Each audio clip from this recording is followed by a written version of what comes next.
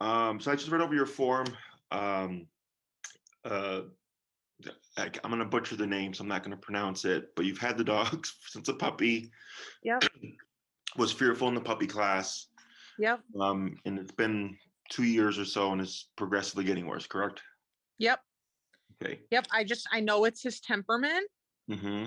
but I mean, I don't know what else to do about it. We've done training, we've done classes. He's been socialized. We've got 4 young kids from 5 to 12. So he's around people, and he's just, unless they're his day-to-day people who he's crazy about, he loves, cannot get enough affection. If they're not his day-to-day people, he's become super aggressive. Okay. Is this in the home or outside, or both? Either. It's worse in the home for sure. Usually when we take a walk, we can get him, he's not like trying to get off his leash and go after anybody. Mm-hmm. He'll try to steer clear. His tail might go between his legs, but if someone approaches us to talk to us, that's typically when. He'll become reactive, most likely. Yes. Mm-hmm. Has he ever tried to nip or bite anybody? He has.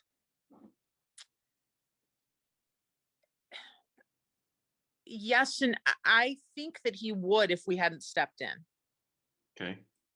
He hasn't, but he's done this like growl and, show his teeth and come at people. Like, there have been a few times we've had to just grab him hard by the collar to keep him from.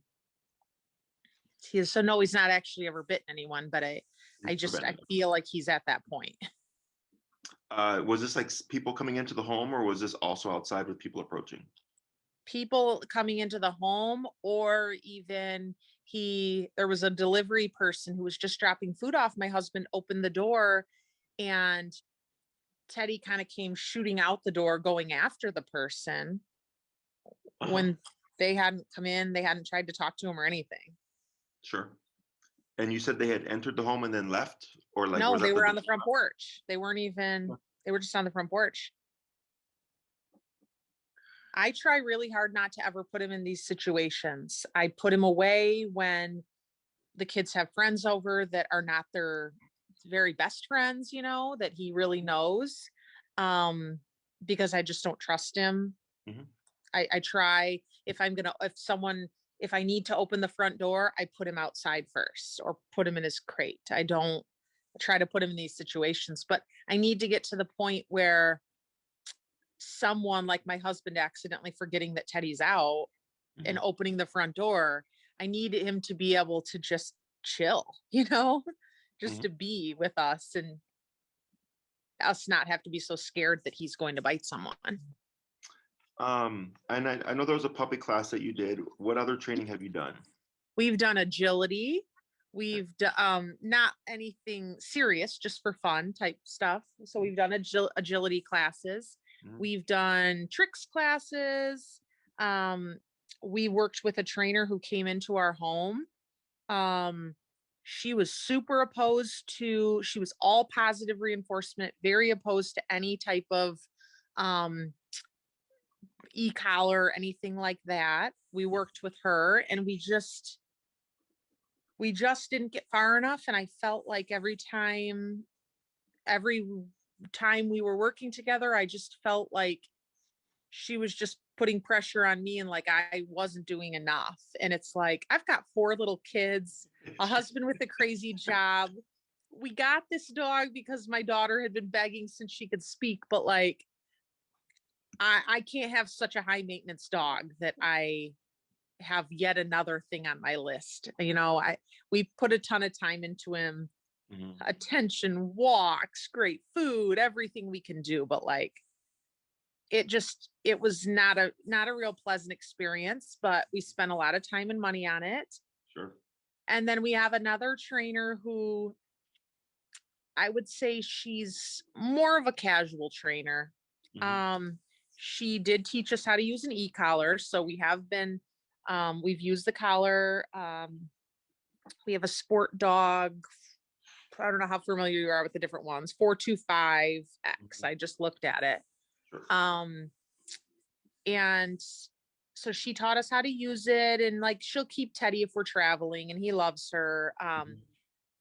But I need something more intense. I need a more intense training program with someone who's used to just reactive dogs, how to make this dog be what we need him to be. Okay. Anything else? With her, she calls them pack walks. Yep. So we get together and we've done those.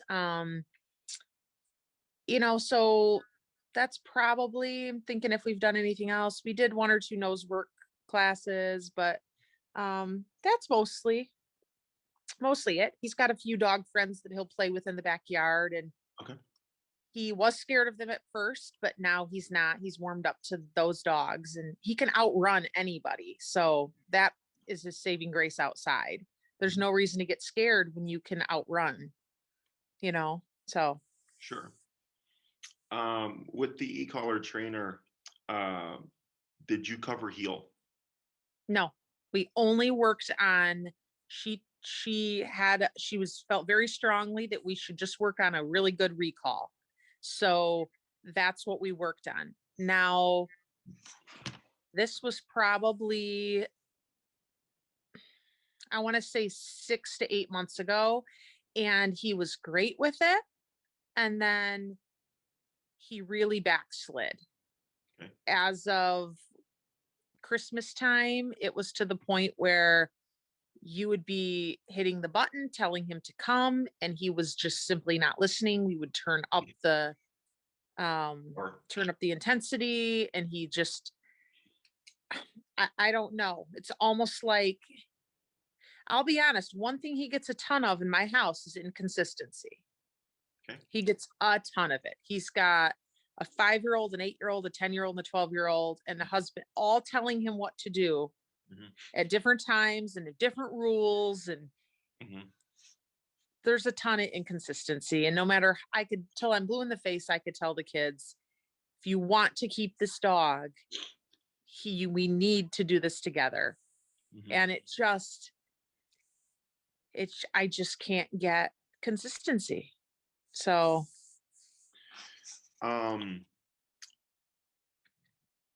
what is your goal? What do you want? If you could have the life that you could have with Teddy, okay, bar no restrictions, what does that look like?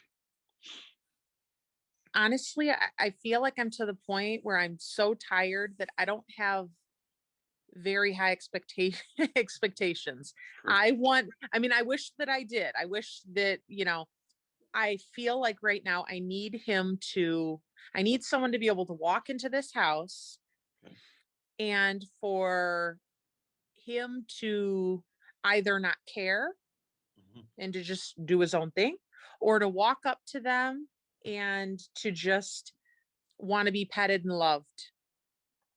Okay. Right now, if it's a person he's excited to see, and there's probably, I'd say 6 or 7 or 8 maybe people in our life that are those people, the grandparents, the people who are here regularly, the good close friends.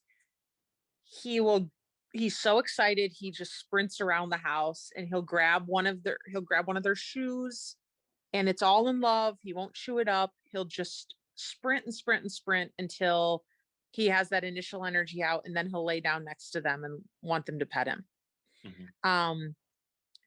I'd like that to be a little more calm. I like him to, but I certainly need him to just not react negatively to people. That's kind of where I'm at right now. Yeah, priority. Additionally, I need the excessive barking to stop. He's an excessive barker. He loves to go outside, but every time he goes outside, he just barks endlessly and just never stops. He just barks just to bark. He said, I'm sorry, when he's outside? Yep. Okay. So he's in the yard, unattended, just running around? Yep. Okay. And if he does that, so it's to the point now again where I get a treat in my hand. I tell him because he has a bell, so he rings the bell sometimes incessantly because he just wants to go outside. So he'll ring the bell, I'll go grab a treat, let him smell it so he knows I have one, open the door, tell him potty. Sometimes I have to say it 2 or 3 times before he's like, okay, I really need to do this or I'm not going to get this treat. He'll run out, go potty, come back in, get his treat, and it's done. Mm-hmm. I can't just let him go hang out outside or he barks nonstop. Mm-hmm. And I want to be able to. I mean, we have a nice big yard. It's fenced in. He loves being outside. Mm-hmm. When I do that, usually as soon as the door closes, he's ringing the bell again because he wants to go back out and hang out. Yeah. I don't know. So kind of those are my ideals. I need the barking to get under control. Mm-hmm. And I need him to not be reactive to people. I need him to listen to us like I need him to, if I tell him come or stay, he has a bed. If I tell him to stay on his bed, as far as I'm concerned, you don't get off your bed until I've told you that you can. Okay. Anything else? And that's kind of it. All right. Well, first thing is kudos to you because you've been trying everything and you're not giving up. So big kudos to you. Okay. So a few things here.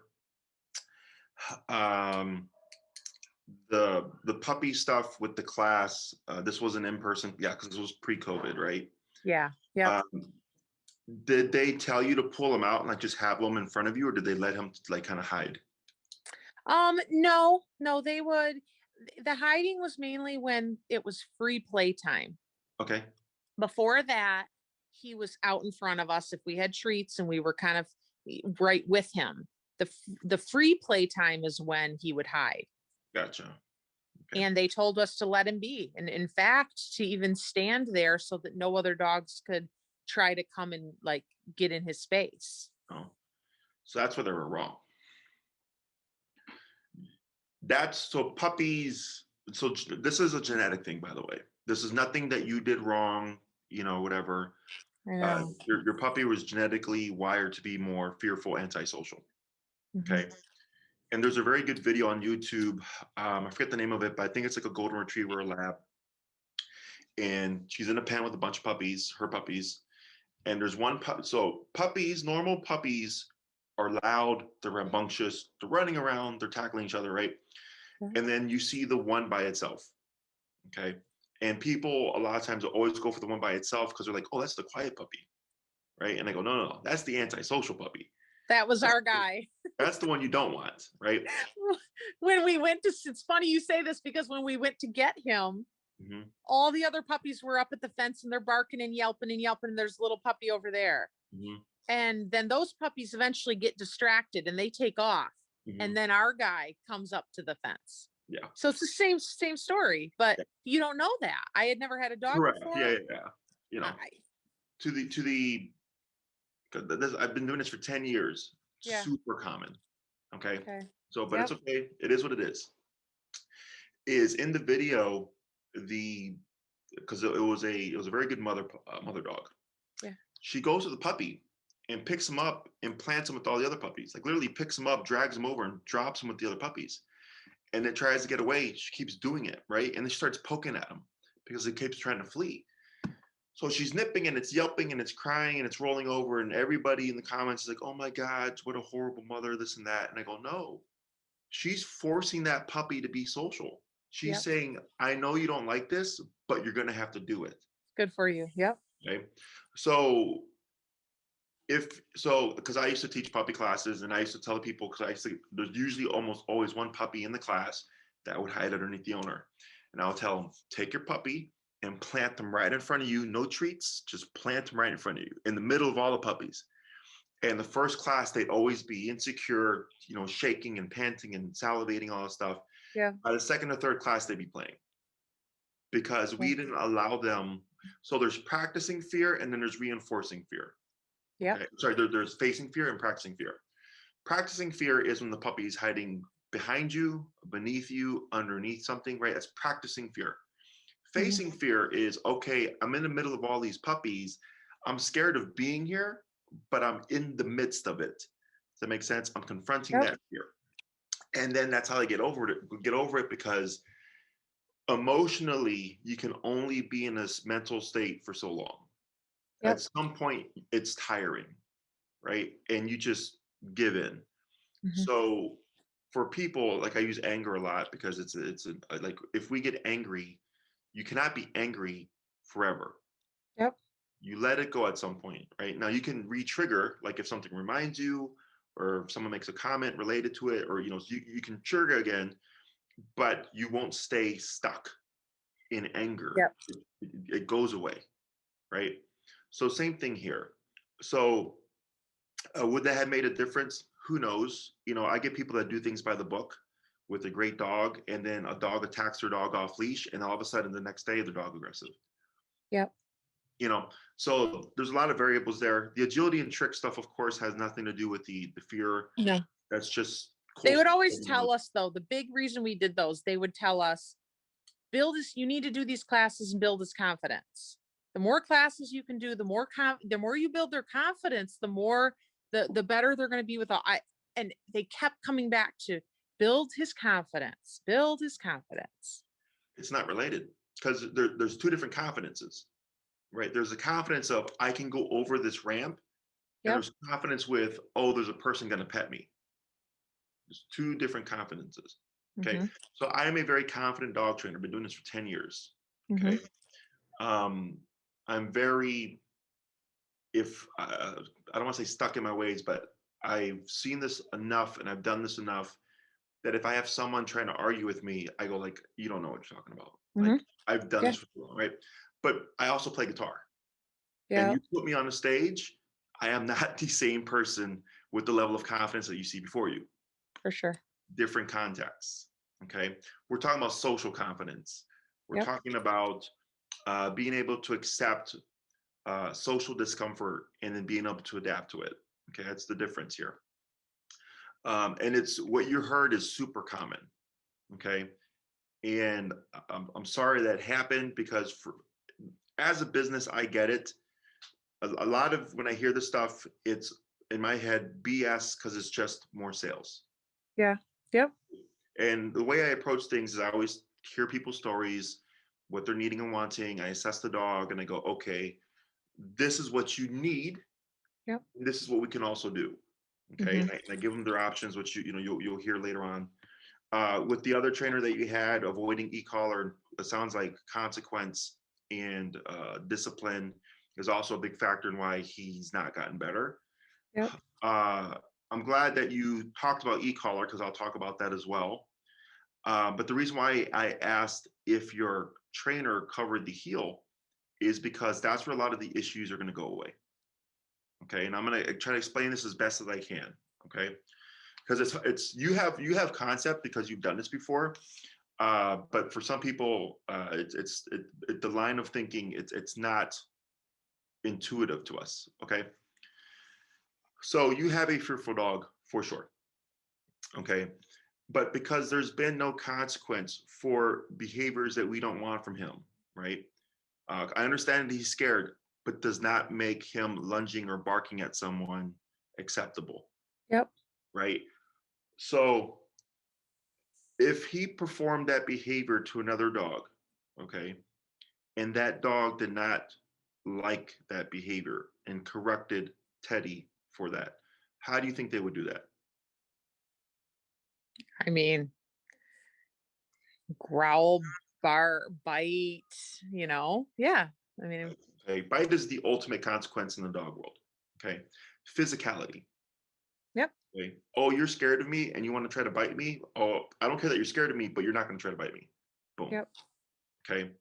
So the it's your case is it can be straightforward or complicated. I don't know off the top of my head.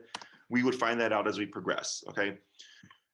It's complicated in the sense that because he is fearful, there's the balance of correcting things that we don't want, but building trust. Okay, but by correcting things in the beginning, you can create this trust. So then we have to correct things first. We're going to create this trust a little bit, but then we have to balance that out by teaching them it's okay. Like, Yeah. this person means you no harm, and Yeah. that's where we rebuild trust. Okay, because people always worry about making the problem worse, which I I understand. know. And that's what I almost wonder. I almost feel like since we started using the e-collar, he has continued to get worse. I Sure. don't know if it was happening either way or if we made him. This is what my daughter's big question was. She goes, how, if he's scared, does using an e-collar Mhm. help that? Yes. And I'll explain that. Okay. Okay. So, and that's a very good question because it's one that people struggle with. Yeah. It's about how you layer it in. Okay. Most people, or even most trainers, go by punishment based training. Okay. Now, punishment is healthy, but you have to be, it's more nuanced than when you have a fearful dog than versus a stable dog. Yep. Okay? If I have a dog or a puppy that recovers very well, and I just punish them for, barking at another dog, they take the hit and they go, crap, don't like that. Guess what? I won't do it again. And they go on with life. Yep. A fearful dog, that's why I said you're going to create this trust, but then we have to do things to balance it out, right? Yep. That's where it can be more complicated. But also, this is why we cover heal first. Okay. So, heal, the reason why it's so important is it introduces the concept of pressure. Okay. Pressure is discomfort. There's different types of pressure. There's growing up, we had peer pressure, right? Mhm. I'm sure you remember that. Uh, do you drive? Yeah. Have you ever been on the expressway and there's like a car just like right behind you, really close, and Yep. it makes you feel uncomfortable, right? Mhm. That's spatial pressure. Okay. So with the e-collar, we have what I would call remote pressure. Okay. And the higher the level, the more pressure there is. Okay. So most people tend to wait for the dog to be bad and then consequence. Okay. When you have a fearful dog, we go indirectly. Okay. I don't go looking for the problem. I go completely out the problem. We teach the dog how to walk and expose them to things, right?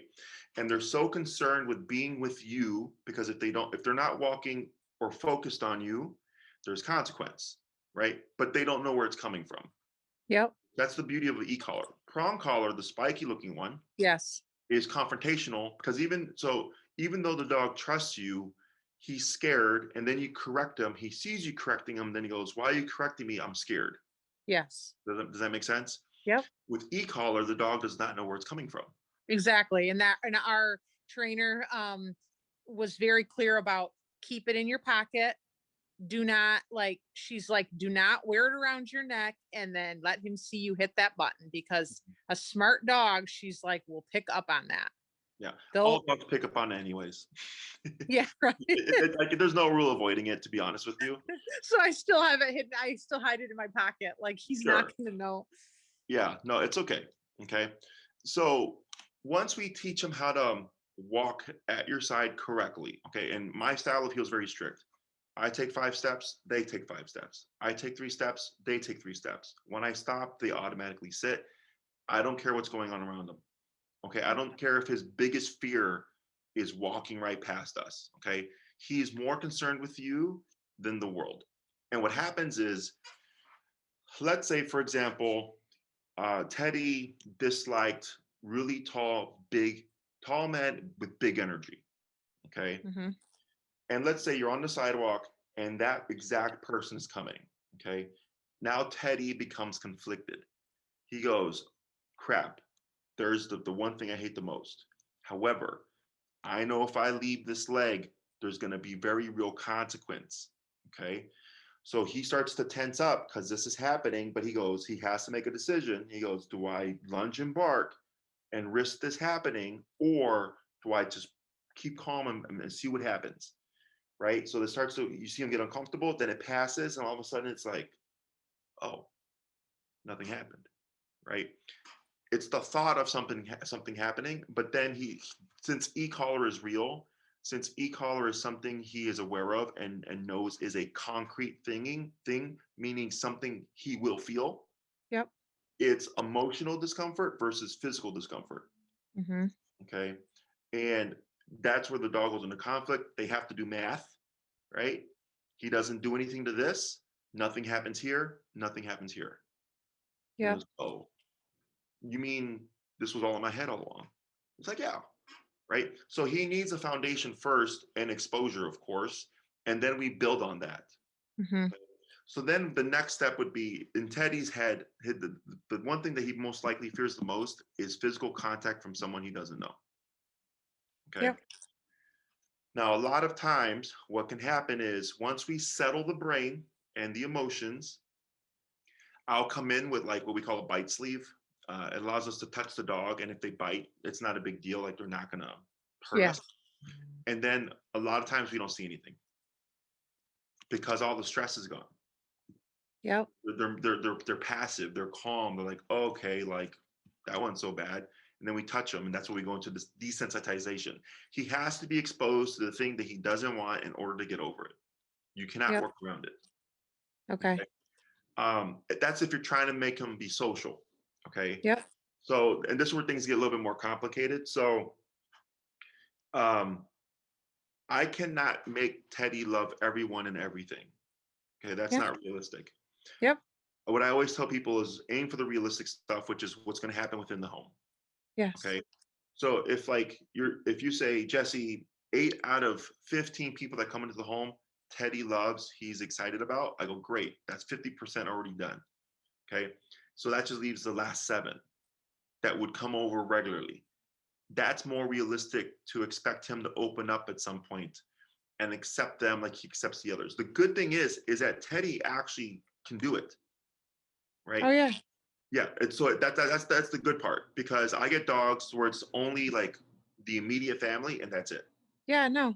Yeah. Yeah. No. A family member that he sees only once every 6 to 8 weeks, he loves them so much he's doing backflips. I mean, he's nuts. Yes. So he can. Yeah. I need him to be tolerant, of everyone. What's most likely happening is Teddy is doing something that is completely instinctual to him, which is becoming territorial. Yep. Okay. Territorial behavior is normal, and in my book, it is healthy because it's security for the home. Mm-hmm. But it becomes a problem when obviously there's people that come over regularly or something, and he's just like not having it, right? Is we need to shut that down through communication, meaning Yep. he starts barking, right? And he becomes suspicious because he does not know who's at the door. And then when he sees him, he's like, hey, I don't trust you, right? Yep. Is first we shut that down, relax him, be like, hey, great, thanks for letting us know. Yep. This is my guest. Mm-hmm. Because I'm letting him in, they're trusted. And because we remove territorial mindset, it allows curiosity to come through. Mm-hmm. Okay? If the dog is suspicious and doesn't resolve it themselves or have someone resolve it for them, they won't move forward with sociability. Yeah. Because they're suspicious. We need curiosity to come out, and then we take time. Okay, and we can pair in food and treats and stuff, which you've probably already done. Yep. But if the dog is stuck in suspicion, food and stuff goes out the window. He needs to Mm-hmm. have some kind of natural incentive of going like, oh, you know what? I've actually seen you 100 times, and I've always been suspicious. But since my owner communicated that you're not a threat, Yep. I guess I'll just check you out. And what And happens? that's what I try to do, but we're probably not doing it right. I Yeah. think, when I say, Teddy, it's all good, and he sees that I'm being nice with the person, Mhm. I feel like when I tell him, Teddy, quiet, you're fine, but I'm sure that's probably not the right thing. Yeah, that's human communication. Yeah. Yeah. Right. What we would do is paired with the e-collar and body language. Okay. Okay. Plus, high-pitched noises stimulate the brain. Okay. Yeah. And then So we excited talk to him like energy- a baby, and really that's making it worse. yes, because excited energy very quickly Hey, becomes quiet. territorial, nervous, anxious, or fearful. It puts the dog at a threshold, and then you add in a stressor, and then they just tip. Okay. So that's why it's all about passiveness. Okay. Mm-hmm. I'm not saying your dog cannot be excited. What I'm saying is he's overwhelmed with stimulation, and then you For sure. add in something else like a stressor, and then it just Yep. tips him over. Yeah. Okay? And so, is this all making sense so far? Yes. Mm-hmm. Okay. So, in terms of people entering the home, is its own exercise. Okay. Um, it would go for both the people he's too excited for and the people he's territorial for. Mm-hmm. Okay. Because again, remember, excited energy can easily tip. Okay. And so even though it can be someone that he absolutely loves, we want him to greet them as calm as possible. he's Mhm. going to be excited to some degree. You're not going to For completely sure. crash out, right? But Oh, yeah. it's not going to be like you said with the zooming around and Yeah. backflipping. So eventually he calms down. Yeah. Right off the bat, he greets them calm. Yeah. Okay. Yep. And that it's the same exercise for both excitability and territorial behavior. Okay. The excessive barking in the yard can Mhm. be potentially, again, overstimulation. He's at that threshold, and then you let him outside, and it's got to go somewhere. So he's just letting it out. He's just running around barking and stuff, which is annoying to you, but is releasing all that overstimulation or like excited energy. It's got to go somewhere. Okay. So like I had a consult with the husky just the other day, and the dog is like super vocal, constantly biting at the leash, whining at the owner, right? Constantly moving around. And the owner was like, and I took the dog and I calmed the dog down. And the owner was like, how did you do that? I was like, well, one, you keep feeding the dog energy. You're giving treats, you're teaching nothing but tricks, and you're talking to it like a baby, and it's energy, energy, energy, and your dog is overwhelmed, and the outlet is these things that you don't like. So as soon as I took the dog and I said, cut the crap, the dog went, okay, and just calmed down. Mhm. Okay. So the excessive barking, if it doesn't go away or reduce through discipline, then we would have to would have to correct it directly. Okay. So indirect for the yard barking would be we're going to do structure and discipline, teach him how to walk correctly, putting rules to people coming into the home, rules in general, so that he's not overwhelmed. And you might find like a 70% dip in barking, right? Because Okay. that's where it's all Yep. coming from. Yep. If we don't see a change, or if you're like, you know what, Jesse, it dropped, but he's still like 80% barking, then I go, okay, then we're gonna give him consequence to stop the barking. Yep. Okay? Because again, remember, another dog, if there was another dog out there with him and they were annoyed with the barking, they would just walk up to him and bite him and say, cut it out. Mhm. Okay. But dogs don't, really care usually about that kind of stuff. That's more of a human thing. Yes. Yeah. Duration control is simple, like go here, don't move. That's obedience type stuff. Yep. A lot of the stuff outside of the fear, okay, fear is more in depth, uh, and would if it's not straightforward, where we just put some discipline on him and he learns to just handle things himself. Yep. That's where we would give discipline, but then also try to build trust so that the people that come into the home, he would grow comfortable with them and then accept them. Okay. uh, I wouldn't care about people outside. Okay, a random person coming up trying to pet your dog. I always tell people, look at your dog as a 3 to 4 year old child, and would you let any stranger touch your 3 to 4 year old child? And the answer is like no, right? So Yeah. I look at the same way. People that you trust that would be in the home, I get it. We can work on that. Okay. People outside, don't even worry about it. Even if even if we go to a lot of like kids sporting events and we have them out a lot, sometimes we're walking through the neighborhood and we have you know kids we know who are coming, like we Yeah, had but it.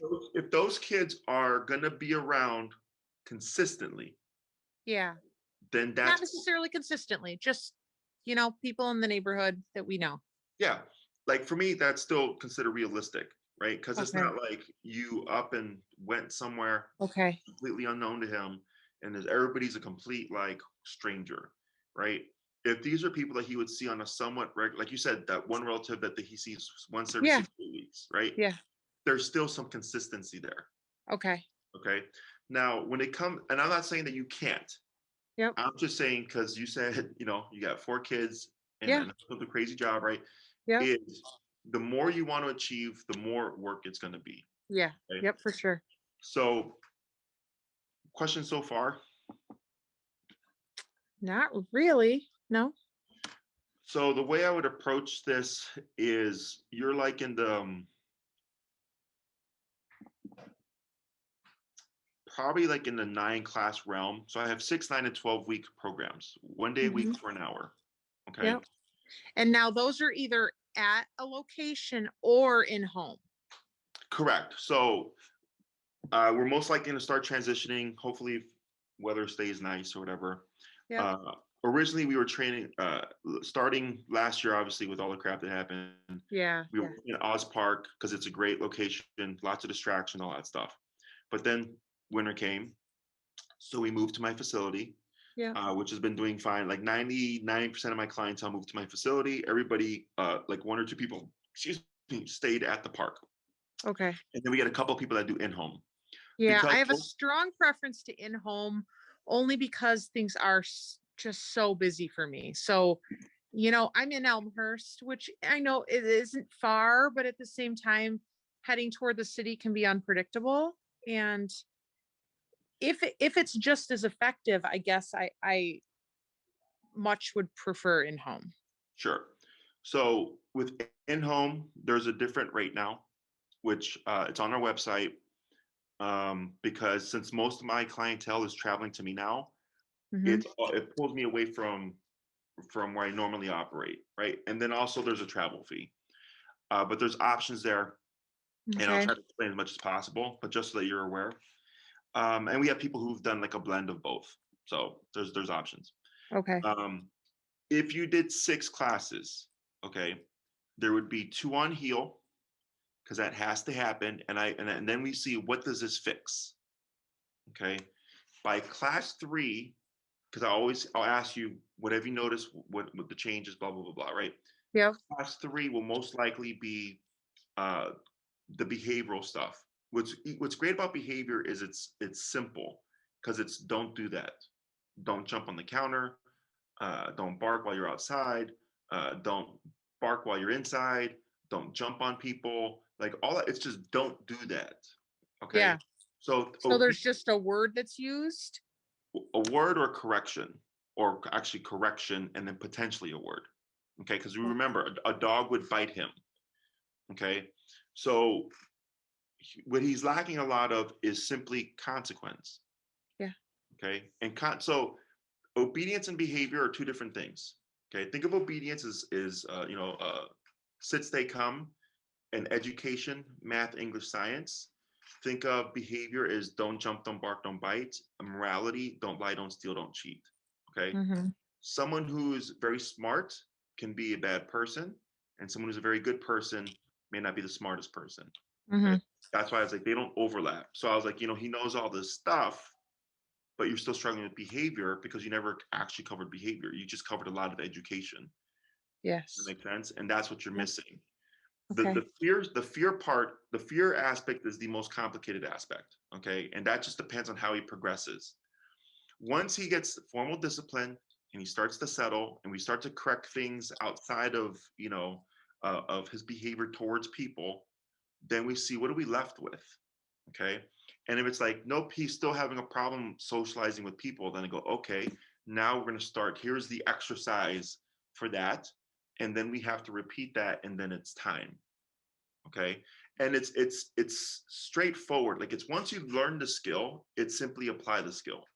Mm-hmm. Okay, once you learn how to correct Teddy correctly, it's just do it. And but that's Yep. the hardest part for people, is they go, oh, Jesse, well, like, but I don't want to be mean to my dog. I'm like, you're not being mean. Another dog doesn't not correct another dog because they don't want to be mean. They just Mm-hmm. correct them, right? Yep. Dogs don't have that kind of a notion, and that's what holds people back. Yep. So like growing up, I was spanked. I was Mm-hmm. raised old school. It hurt, but my mom's intention was not to hurt me. Yeah. Right? And Yep. I'm pretty positive that when my mom first spanked me, it probably wasn't easy for her because she probably had Yeah. that notion of like, I don't want to hurt my child, Yeah. but I have to do this, right? It's the same thing for the dog. Okay, we're Yep. not trying to do this out of meanness. We're doing it because that's what he's missing. Yep. Okay, and if everything else, if that wasn't if everything else worked, we wouldn't be here. Yep. You know, And so you don't find that it makes a fearful or sensitive dog worse no, so or going more back to fearful, earlier, more scared. it's about how you do it. Okay. If you add emotion or frustration, yelling, over excessive, over the top, that creates more problems. Yep. When you correct correctly, right, you're going appropriate to the dog. Okay. Now, even though he's fearful, because this is what people struggle with, they're like, but Jesse, the dog's scared. And I go, I get that. But if you're not matching the behavior, you're thinking dog's scared. So I can't do this, right? To this extent. And I go, you absolutely can, because that's what was necessary to the behavior. Yeah. Okay. Allie, can you let him out? Hal? If he's at a, Sorry. if he's at an 8 and you come in at a 5 because you're scared of making him more scared, you will never stop the behavior.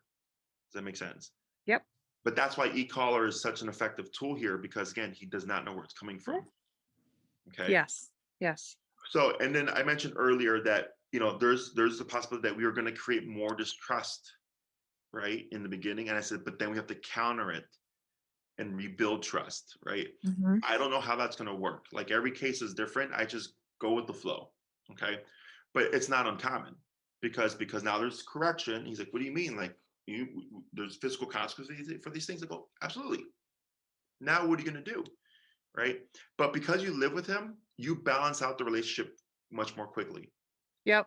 Because you feed them, you take them for walks, you take them to the Oh, yard. yeah. So there's positives as opposed to not just the negative. Okay. Yep. Now what you'll see most likely, like whenever I come in, the dog, when they see me, will be like very kind of cowardly, or just like, oh, Jesse's here, because I'm disciplined. Right. Yeah. So they never see the other side of me, which would be, I would walk them, I would treadmill them, I would put them in a play group, and I would do all this other stuff. Right. Yep. So for me, I go, I don't care what the dog behaves like, because I'm just an hour out their day once a week for a short period of time.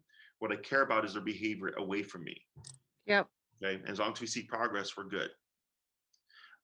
So with the 6 classes, what I would expect was 2 classes on heel, a class on people entering the home, a class on correcting behavior, stopping things that we don't want. The last 2 classes, I would most likely would be like a variable, and would be on rebuilding or building trust with people he doesn't know. Mm-hmm. We would pair that with positive to create a positive. So it's punishment or punisher or consequence for when him acting out for something we don't want. And then it's reward or positive association when he does something we do want, or we're trying to rebuild trust. It's a balance of both things. Okay. Yep. And then it's time and repetition. Okay. So if you have people come over every day, you're going to make very quick progress. Okay. If you have people come over once a week, you'll make progress, but it's going to be slower. Once a month, even slower. Okay. And do you have to have these people? Do you have to have them help you, or no? So, Because that was difficult too. I found that our trainer in the past was like, you need to set up like these mock situations and stuff. And that would be easy with our close people, but people that we're having problems with, that would be a little challenging to say, because a lot of the time we have a lot of people in and out of the house. Someone's coming over to clean. We have someone coming over to look at the furnace. We have someone coming over to fix something. And so a lot of the time, that's where the problems come in as well. It's these unexpected people, or these people who are not our super close people. right. So in those cases, it's just stop the behavior. Right. Okay. Like, Yeah. like if you're trying to get the most out of what you learn, then yes, I would say do so. But if the furnace guy is like, I'm just here to fix your furnace, man, Yeah, exactly. then we just stop the behavior. Okay. And it's just teaching Teddy, like, hey, he's here to fix the furnace. You're just going to not act up, and don't you dare think about chasing him around the house. It's just don't do that. Okay. That's the simplicity of behavior. Trainers make it more complicated by, have your dog sit. If your dog is sitting, they can't attack the person coming in. I go, they absolutely can. Right? If the desire to go after the threat is greater than the meaning of the command, they're going to do it. Yes. Right? So that's where, again, e-collar is so effective, because if he really wants to go, I can just raise that power, and I'm going to dissuade him one way or another, because it's all about consequence. That's why I said you have to be able to match him or go higher to deter him for something we don't want. And if it's just a furnace guy, if it's just a plumber, like, who cares, right? He may not like them, but he's not going to be harassing them. Mm-hmm. Okay? He might just run his little butt upstairs or something and go like, you know what? I'm going to just mind my business up here. That's fine. Okay. it's Okay. not going to affect people that would be recurring, like people that we would Yeah. want them to warm up to. Yes. Yes. Okay. And then, the more you try to push things, the more work you create for yourself. Yep. Remember it that That's way as what well. I'm not wanting to do. Right. I just want a dog that's tolerant and just people can come over and I don't have to worry. It's just, even Now, if that means that he just stays on his bed, then so be it. when you say people coming in and out your house, is this with an unlocked door, or do you like people ring the bell and come in? People ring the bell and come in, or if we're bringing a friend home from school, then just a couple days ago a friend was coming home from school and she comes in and she's been around plenty and she's like, "Hi Teddy," and he's being very aggressive with her, and I'm like, I said, we're still struggling with Teddy a little bit. Teddy's kind of just, he's just doing this with other people that aren't that don't live in our house, and so but all the while knowing, like, she has her own dog at home. Like, kids want most kids, they want to say hi to the dog and pet the dog. And I will. So a couple things there, because I would have to assess the situation. Like, let's say she didn't say hi, Teddy, and she just ignored him, and he was perfectly fine. It's actually good, right? But it's because she goes, "Hi, Teddy," right? Because people think that's what I dogs want. yep, That's not what they especially want. little kids. Yep. Is I always use these things as teaching moments, okay? Because children will apply the way they behave with their dogs or neighbors' dogs to other dogs. So I always tell people, with their own children, like, have them ask for permission before they pet your own dog. And they always look at me like it's the weirdest thing. And I go, because if you allow them to crawl all over your dog and they go to their neighbor's house, they're going to crawl over that dog. And guess what's going to happen? I Because know. I've seen it, right? Yep.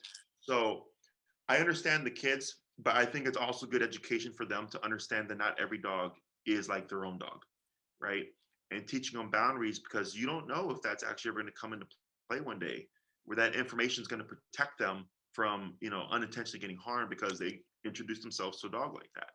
Mm-hmm. Okay, so there's pros and cons obviously to this, right?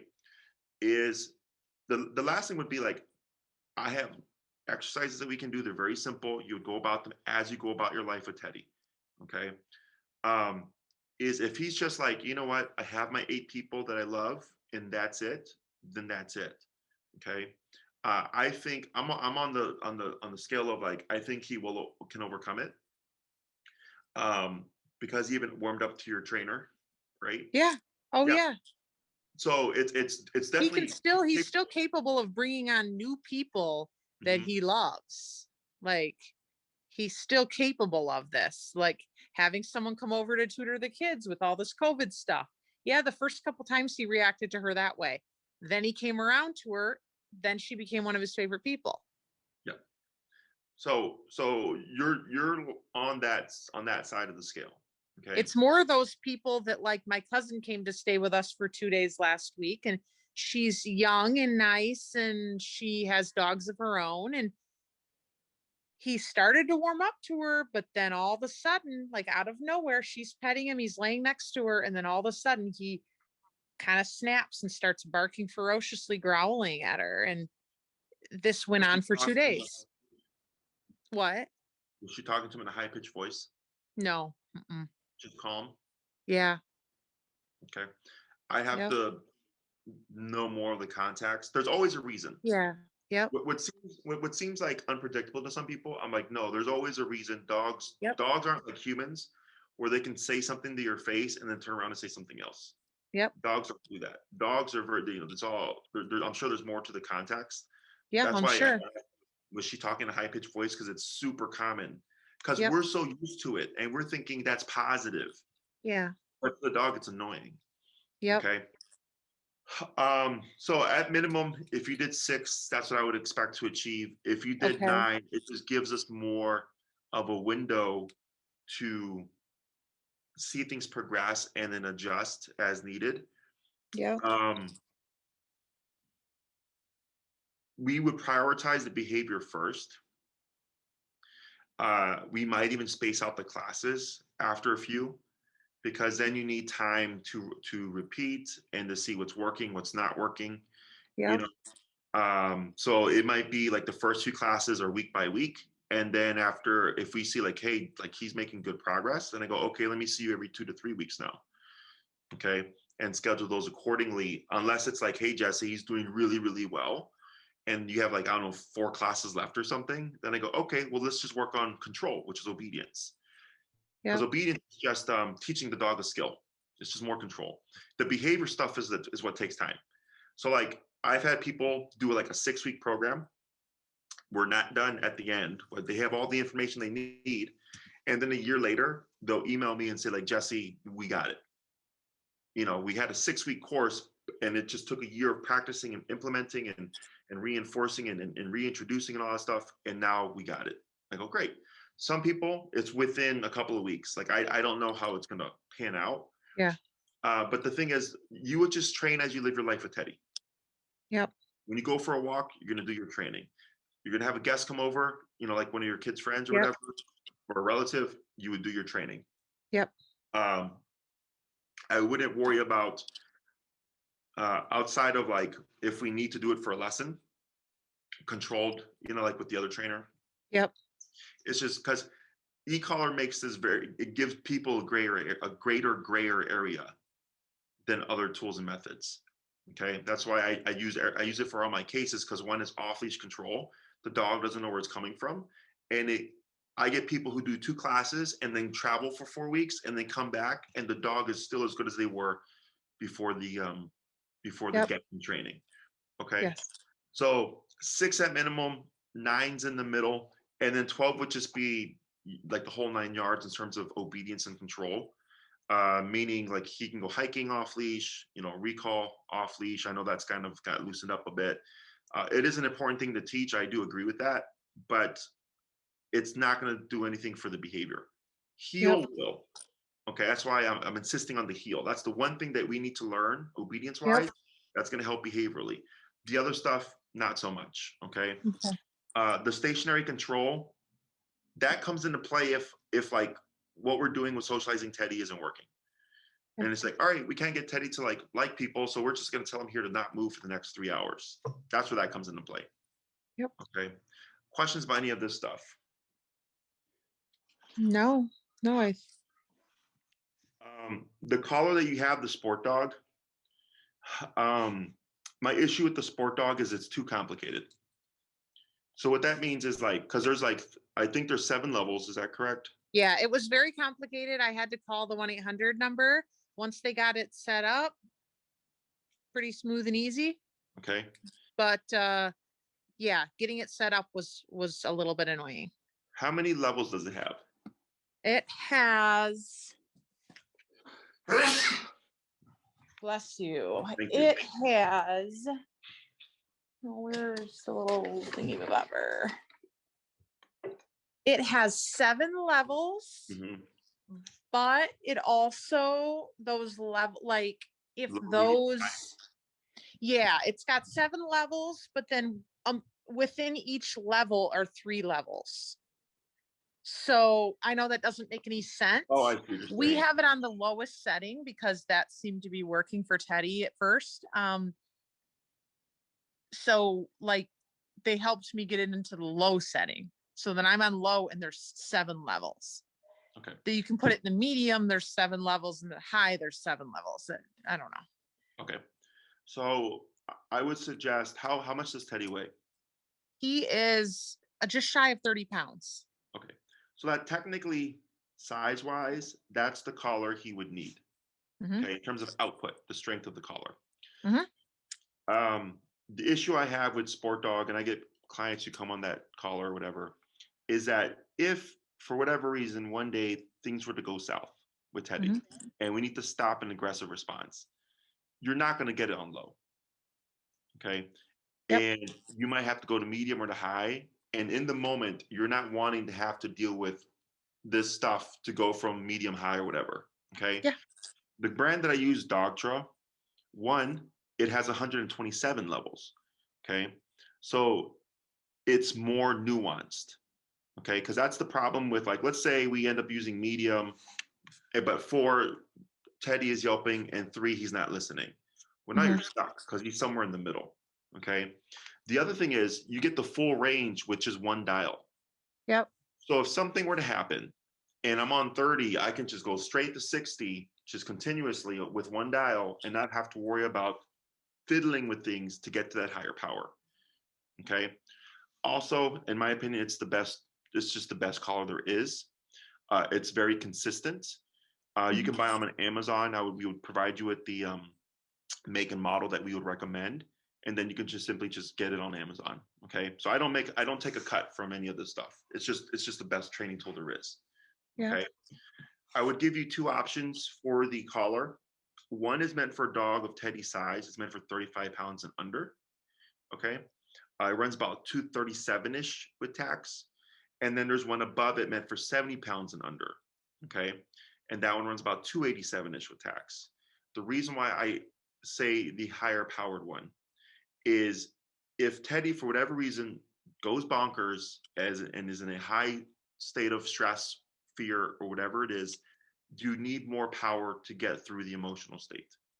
Okay, you have to account for adrenaline, you have to account for stress levels, you have to account for the fur, right? Because it's going to have issues with contact. So the more output you have, the more likely you're going to be able to cut through and shut things down. Okay, and it's perfectly safe to use. I could use it on my 8-pound Chihuahua, and he'd be perfectly fine. Okay, more output simply means lower level.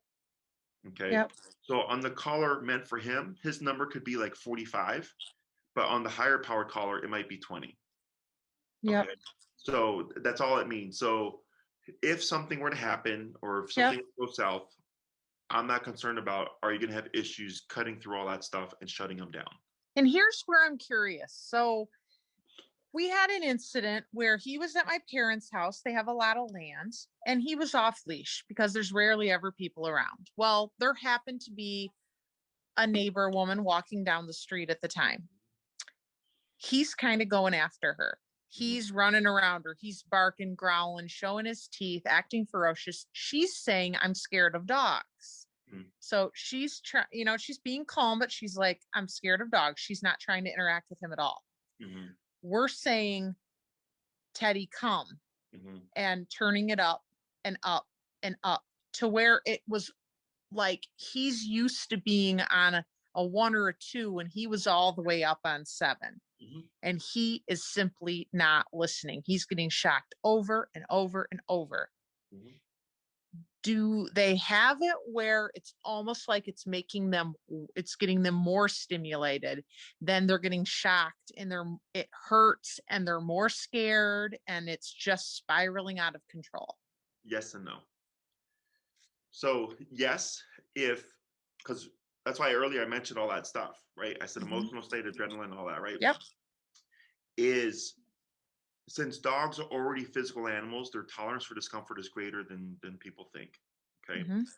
Is in that moment when you account for all that stuff, it wasn't enough output to override the situation. Okay. That's why I said I would suggest going to a 70-pound and under, because then I'm not worried about if something like that happens, am I going to override the dog? Because sooner or later, you can make it for Teddy a very shitty situation where he's going to go, you know what? Barking at this lady is not in my best interest, right? And he won't associate that with her or like associate it with trying to like almost like fight the collar. Like, and that's the other thing is that tells me, in my opinion, that it wasn't layered in correctly. Okay. Because he has to, that's what heel is for. That's why I said we have to do heel first. Because it teaches them how it turns on, how it turns off. Yep. Okay. I had a batch of dogs, when it snowed really bad here. Yep. I had like 5 dogs that started that week or 2 when it was really bad. And we did place command, which is go to your bed. Okay. Now, I didn't want to do that, but because I knew the weather was so bad and people were not going to be able to practice the heel, I said, we're going to do this instead. We would typically do this. Okay. And all those dogs had an issue. Okay. Because it's not meant, heel has to be the first thing they learn. because it teaches them how it turns on, how it turns off, plus walking alleviates stress. And as Yep. soon as we covered that class with those dogs, everything got better. Yep. Okay. And so I know your trainer only did recall, right? And I understand why they did recall. I agree, it is a very important command, but behaviorally, that's why, and I think it wasn't layered incorrectly. That's why he didn't respond. Yeah. Because he has to have a good association of how to turn it off, but then also we have to have enough power to override emotional state or whatever, where he goes, okay, I need to return. Yep. Okay, because you're not the first person who that has happened to. Okay, Yep. I've had that happen to a number of clients. I've had dogs take off because of fireworks. Had a dog who was chasing a ball and then saw a person, they got startled and started chasing the person, right? Had a dog run after a squirrel going towards the street. And Yeah. all those, I had a dog in a dog fight over a ball. In Yep. all those instances, the owner was able to return their dog, Yep. okay? Because they had the appropriate collar to their dog's temperament and size. And I always account the issues already that the dog has. And I go, we're going to do this just in case. I Yep. hope it doesn't happen, but just in case, I'm not worried about, are you going to have the capacity to return your dog? Okay. Okay. So with that in mind, I would strongly suggest then you go for the higher powered one. Okay. Okay. Now, the only difference is going to be the size of the box. The lower power collar is a smaller box, or the higher power one is, of course, a bigger box. Okay. Now, if you want the power, but with something that's more smoothed out, there's a collar also above that meant for 70 pounds and over. Again, perfectly safe to use, just means lower number. But it's a rounded collar so that you don't have this big hulking box Yeah. under 30-pound dog. That one runs about 327-ish with tax. It's the most powerful collar. It's what we use for Rotties and Cane Corsos and stuff like that. Again, I could put on my Chihuahua, he would be perfectly fine. Okay. It just means lower number. Are the low settings low enough? Because with Teddy, typically we were having great success and he was very, very low. Right. And that's the other thing, is that trainers make they talk about what's called low level e-collar. My method of training is different. It's as low as possible, but as high as needed. Okay. So you were correct when you went up in that power, but what we do is once we find the lowest setting and we condition the behavior, we start to revisit the command or whatever it is at a higher power, because we have to make it meaningful. Okay. So that when we're in a situation like that, there's not going to be any delay in his response. Ideally, shit happens, emergencies can happen, and with it, it's all one continuous spectrum. Yep. Okay, so if his number is 25 and he's great at 25, and then one day he sees that lady again and books it, and I go to 85 and I remote him, he's in 180 right back to me. Okay, it's just one smooth transition as opposed to having to fiddle with it to go from low, Yep. medium, high. Yep. Okay, plus those collars aren't very powerful. Like I will say, they're meant for 35 pounds and under, Yeah. but their output isn't the same. Okay, I've had several people throughout the 10 years of training that will come to me on Sport Dog or sit collars or all this stuff, or those cheap Amazon collars, and I always tell them, don't, like, you want to transition to this, it's going to make a huge difference in your control. Okay. Okay. And we will provide you with the information. You will go on Amazon, purchase it, and then we'll go from there. Okay. Anything else? No, I think that's I good. made a note here that you want in-home to let Maria know, and then we have to look at your address and stuff to get you. You would have two choices. You can either work with me, but that comes at a more expensive rate for me to go out there, plus travel fee, because it pulls me away from everybody that comes to me here. Okay. Yep. I also have my trainer Enrique, who can do a lot of this stuff, and he would be at the normal rate. You would just pay for travel for him, which would be less than mine. Okay. Because for me, if an hour of my time is $175 and it takes me 30 minutes to get to Elmhurst and 30 minutes back, Yep. right, then you're stacking on top of the training and all that. So that's where things get pricey. Okay. So I'll talk to Maria. This for me, very common, deal with it all the time.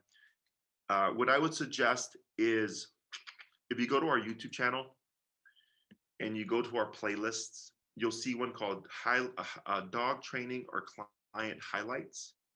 Click on that playlist, and Lake is a good dog to watch, and it's where I break it down and I Okay. talk about, because she came in super reactive to everything.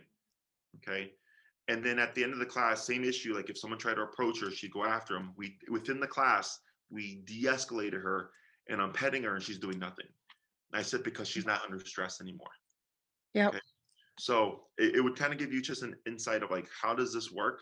Yep. And then Where is your, do you feel like it's just as effective for people to come to you as opposed to in-home? the only thing that you would need to do in home is people coming into the door. That's the only thing that has to be done in home. Okay. Because Is you have, that more helpful with you here? yeah. Like if, So like, for instance, what you could do is you could come to me. We do all the stuff that we can do here.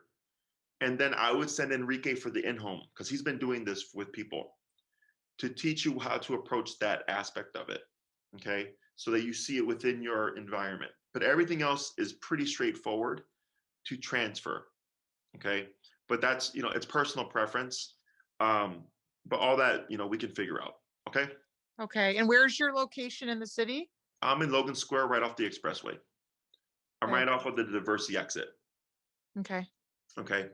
I picked this location because I am on the expressway a lot myself, Yep. where I used to be. That I wanted to be immediately available to my clients in the suburbs and stuff. So, Okay. and it's convenient for them as well. Okay. Okay. So yeah, I would suggest taking, watching some videos and stuff, Yep. educating yourself, going like, how does this work? Oh, it does work. And then we'll take it from there. Okay. Okay. Okay. Awesome. So I should be in touch with Maria as far as scheduling and all that stuff. Correct. Yeah. She'll reach out to you. If you don't hear from her for a day or two, we've had a very large number of requests, new clients signing on and stuff like that. Okay. So if you know you want to move forward, you can just shoot her an email and just let her know, hey, Maria, I want to sign up, and then whatever, and she'll get you in queue. Okay. Sounds good. All All right. right. Thank Take care now. you. You too.